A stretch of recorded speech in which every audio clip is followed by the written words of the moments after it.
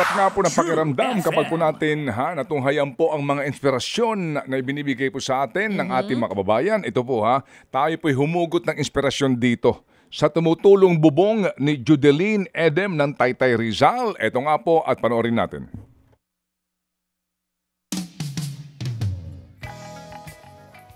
Baby girl. Eto na po muna mga kapatid. May audio ito, wala ito ano? Meron. Pakinggan po muna natin yung audio na ipinadala at video. Nakikinig sa radyo ang ating hinahanap dito Yes. Opo, pabida sa Radyo 5. Pinakikita niya po sa ngayon yung kanila pong tahanan. Ayan. Kay Mami Odi Jose. Ayun, ang boses mo, baby boy. Naku po, talagang sira-sira po yung kanila pong bubungan. Oo, kitang-kita po. Ayun po yung kanilang radyo. Ang laki po ng speaker. Old school radio po ito. Oo, kinabit sa speaker. Oo. Opo, habang Sa Taytay Rizal ito. nagluluto yata itong si Judeline. Yung kanila pong bahay gawa sa Ay, kawayan. barong-barong. Barong-barong po ito. Oo. Ang lutuan po ay pang-probinsya talaga. Nagtitinda mga kapatid. po sila mukhang nagtitinda ng isda sa tapat ng kanilang bahay. Tama ba iyon? Ayun. So ang ating hinahanap nga po, tumutulo ang bubong at nakikinig po sa Radyo 5. At yun nga po, yung video na patunay po dito, taga Taytay Rizal siya. Kausapin natin si Judeline Edem ng Taytay Rizal. Judeline, magandang umaga. Magandang umaga po. Hello! Judeline! Yes po.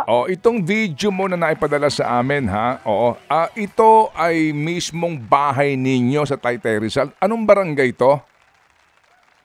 Barangay Santa Ana po. Ngayon ba nasaan ka? Nandito po ako, sir, sa Barangay Santa Ana. Hindi, ngayon nasa bahay ka? Opo. Kumusta ang ulan dyan kahapon? Wala pong tigil. Binaha po kami, pati po loob ng bahay namin po. Naiisip ko na yon kung gaano ka Saka perwis. yung tulo po, grabe na po yung tulo. Oo nga. Judeline, nung araw na kami nanawagan sa sino mang nakikinig sa radyo at tumutulo ang bubong, ikaw ba'y nakikinig talaga o may nagsabi lang sa iyo? Ano po, yung tatay ko po kasi talagang umaga pa lang po, nakikinig na po siya sa station po ninyo. And then napakinggan ko po yung programa ninyo na yun nga po about sa may tumutulong bubong. Nag-send po ako agad ng video. Yung tatay mo sa nakatira? Dito din po sa bahay. Stroke po kasi siya. Ano siya? Stroke po yung tatay ko. Na-stroke. Stroke. Po. Sige, anong pangalan ni tatay? LD po, LD Edem. LD? LD. Sige. So si tatay LD. ilan taon na si tatay LD? 59 po. 59 o 69? 59. 59. Okay, sige. Ganito, so si tatay LD ang talaga nakikinig sa amin. Opo, araw-araw po siya nakikinig. Kasi nga nasa bahay lang siya, no?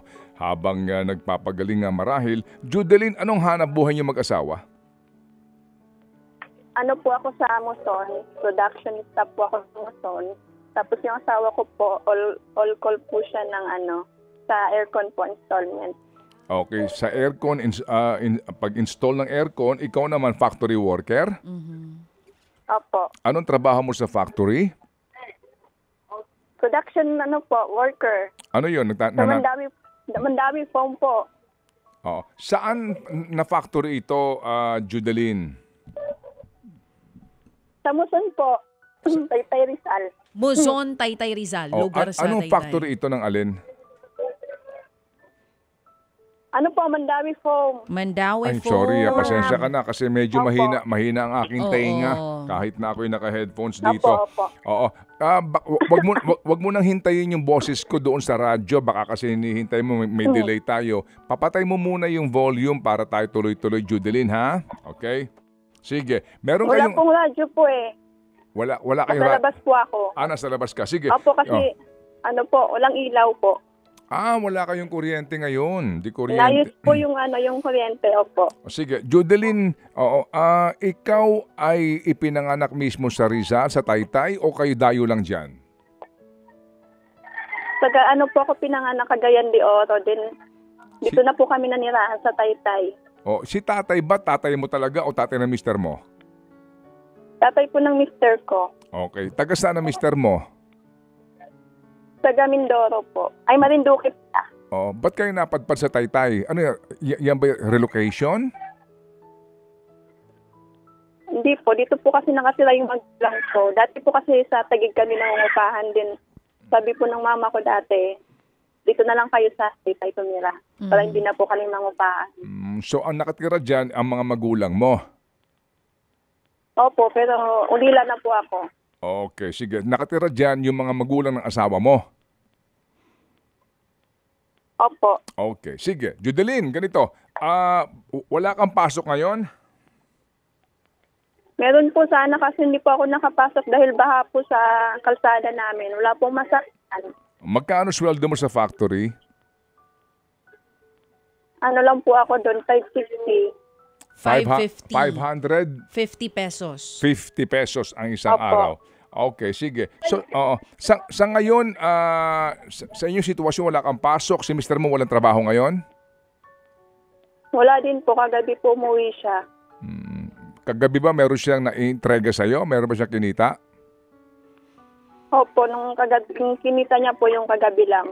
Magkano? Ano po yung binigay niya? Dala niya po kagabi 600.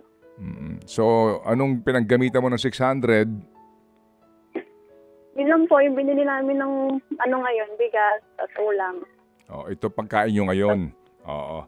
Saan ka, Opo, ngayong araw lang po. saan ka nabili ng bigas, Judeline? Dito lang din po sa tindahan namin. Malapit dyan. Magkano per kilo? Yung binibili po kasi namin ni 50, mura na po yun sa 50. 50, pinakamura. Opo. Anong itsura ng 50 pesos? Anong amoy nun? Okay naman po. Pwede na? Pwede na po. Oh, Laman tiyan. buti naman. Sige. Judeline, ganito. Meron kang premyo. Alam mo kung magkano? Hindi po. Hindi mo pa alam. So, kailan ka pa nakapakinig sa amin? Kahapon lang po. Kasi nung isang araw lang po nung wala po akong pasok. Ayun, si tatay mo nakikinig. Si tatay mo ba nakapagsasalita? Opo. Sige. Hindi sa'yo nabanggit kung magkano premyo?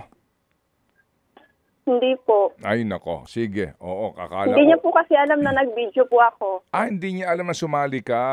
Okay, sige. Hindi bale. Opo. Okay. Judeline. Okay, sige, ganito ha. Ang premyo mo, 2,000 piso.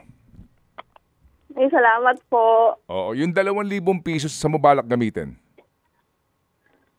Siguro po, ibibili lang pa po namin ngayon siguro po ng pagkain po namin.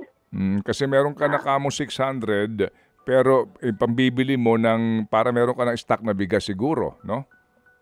Opo. Opo. Oo. Yung sobra sa mo gagamitin?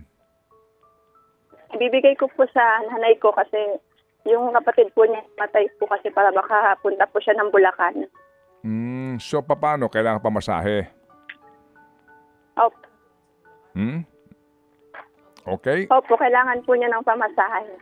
Sige. So, Judeline, eto, ipapadala namin yung 2,000 sa iyo para sa kahit papaano makabili ka ng dagdag na pagkain ninyo. Isa ang inyong anak. Ilang taon na ito? 9 po. 9 years old. Nag-aaral ba to?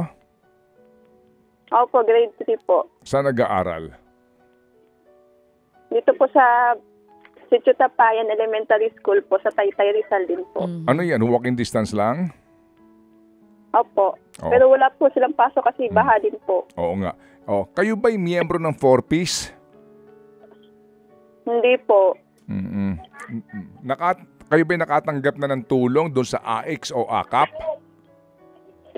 Wala po. Wala po kami natatanggap ng mga ganyang tulong dito. Sige. Kayo ba'y butante? Ikaw ba'y rehistradong butante? Opo. Saan ka na boto?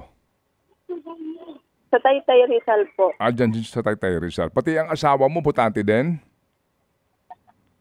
Opo, pero sa Taguig po siya. Okay. Kailan ka huling bumoto? Nung nakaraang election po. Yung ano yan? Yung presidential? Opo.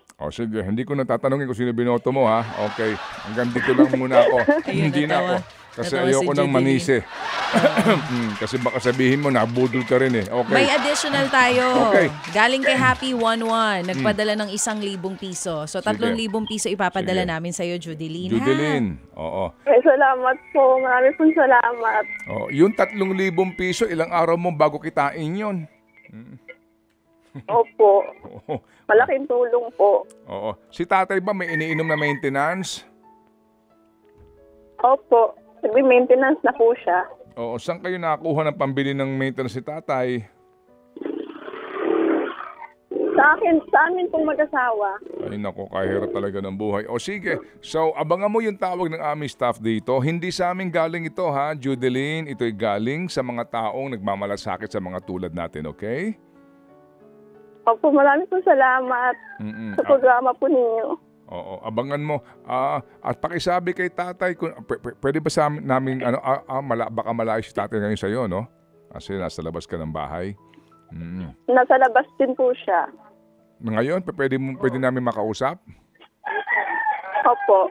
Oo, sige. Pwede kausapin? Sige. Oo.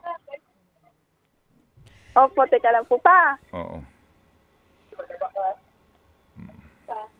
Ayan, inaantay lang po natin yung tatay ni Judeline. Ito po'y na-stroke nga, 59 years old. Tingnan daw nito. Tatay. Hello? Oh, maganda umaga po. Hello? Oo, narinig niyo po ako? Nahihirapan ba kayong makadinig o magsalita? Oh, baka Medyo nahihirapan. po. O sige, di bale, sige, Judeline, baka si tate nahihirapan magsalita kasi nga na-stroke siya eh. Oo, naintindihan natin, baka, opo. Judeline, yung ano yan, yung kaliwang bahagi o kanang bahagi ng kanyang katawan di magalaw? Judeline. Hello po. O di na bale kasi baka hindi makasalita si tatay. Ano ba ang kanyang paralyzed? Kaliwa, kanan? Kanan. Kanan po. Sa kanan. Okay, sige. Sige, tatay, meron po tayong papadala, 3,000 piso. Baka po makatulong pambili po ninyo ng gamot ninyo, tatay.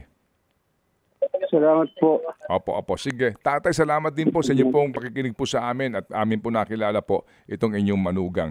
O, sige. Salamat po, tatay. Opo, thank you. O nga, totoo po ang kwento nitong si Judeline, no? Sa kanya pong biyanan na stroke victim daw po. Judeline? Judeline? Hello, Judeline? Opo, sir. O sige, yung 3,000 piso, sa mo balak gamitin yung dagdag na 1,000? Bibigay ko na lang po sa tatay ko, sir, para mayroon po siyang pangbili po niya ng gamot. Ay, ang bait naman na manugang nito. Mabait. Eh kung sakali ba, ano bang kailangan ng anak mo sa pag-aaral? Siya ba'y kumpleto sa gamit? Opo, okay naman po siya. Wala naman pong ano po. Okay, sige. Ay, di bale. O, ito. Ikaw, meron ka ba bang Meron ka ba bang kulang sa gamit mo? Gusto po sana namin ng electric fan po. Electric fan. Ilan ang gusto mo? Teka lang. Kahit isa lang po. Ilan ba lang. bibigay mo? 10? Hindi, tinatanong O ko sa bagay kung ilan ang Sige, kailangan. electric Siguradong fan. isa lang para kay Wala po kasi tatay. sila mamang electric para, fan opo, daw. para po kay Papa. Sige. para kay Ang tatay. electric fan ngayon, makakabili ka na sa halagang 2,000. Oo, meron ng electric fan, 2,000 piso. Meron na. Sige, so, electric fan lang ang gusto mo? Opo, yun na lang po. Para po hindi po sila lamukin. Ay, naku, napakabait talagang Bait. manugang nito. O sige, ganito, yung 3,000, gagawin na namin 5,000 para may pambili ka ng electric fan. Ay, salamat po. Thank you po. Yung bibilhin, Malaking tulong po talaga sa amin. yung bibili mong electric fan, yung yung hindi, alam mo yon, yung kahit papaano may brand siya na maayos-ayos Oo, ano naman Opo, to? Oo, thank you po. ano naman to? Stand fan lang naman ito eh. Yung pwede mong ipatong sa upuan, okay? Sige. Opo. Sige, para din pagbili mo ng electric fan, isabay mo na, ha? Mabilhan mo ng gamit yung anak mo para ganahan sa pag-aaral. May dagdag pang 1,000. Eto, may dagdag pang 1,000 si Oh, Grateful sige. Mama. So, Bibilang ko na lang po siya ng kapote. ayun. Saka po payong. Ayun. Sige po, 6,000 piso po ipapadala namin sa inyo. 6,000 sa iyo. At sigurado naman, Thank you Judeline. po. Naku, ayun na. Oh, hindi pa ito huli nating ugnayan. Huwag ka sa aming magpasalamat. Uulitin natin galing ito sa mga happy anonymous natin na nakikinig Okay. sa storya mo. Sige, ganito, Judeline, ha? Oo. Opo. Papadala namin 6,000. Padala mo kami ng video lang na nabili mo na yung electric fan. Nakita namin si tatay. Tatawag kami sa iyo ulit. Opo. Okay? Opo. O, sige. Thank you po. O, salamat. Dagdagan pa bless natin, po. baby. Ano, bakit Alam mo naman mga happy anonymous natin. O Hmm. ito, si Happy Waray-Waray nag-add ng 1,000 piso ulit, 7,000 pesos. 7,000 na ito. Salamat po. Okay. Thank you po. 7,000 pesos. Meron ulit. Oh, meron pa, meron. Meron pang isa ulit na nagpadala. Si Happy Papsi, nagbigay din ng 1,000 piso. So, 8,000 piso na ito. 8,000. Okay, sige. Marami po salamat sa lahat po ng tumulong. Malaking tulong po to sa amin. Amen. Thank Amen. you po. At Amen. Oo, thank you din sa iyo. Ang bait mo manugang. Inuuna mo itong mga binan mo para nga may mapambili ng gamot si tatay lalo na at saka yung kanilang comfort no na mauna sila dito sa pangangailangan nga ng electric fan. O sige, so ganito ha, abangan mo yung tawag ng staff namin kahit di ka na magpasalamat, klarong-klaro na iyan. Hintayin namin yung video mo nila tatay at saka yung electric fan mo at muli tayo magtutuos pati yung kapote ng anak mo ha. Gusto din namin siya makita, okay? Opo. Thank you po. Sige, salamat din na marami at yapos na mahigpit sa iyong mga biyanan. Salamat, Judeline. Mabuhay ka. Ang bait mo manugan. God bless po sa inyong lahat and more powers po sa show niyo. Oo. Thank you din sa iyo, Judeline Edem ng Taytay Rizal. Ted Filon at DJ Chacha. Ngayon, nasa Radyo 5, 92.3 News FM. Monday to Friday, 6 to 10 a.m.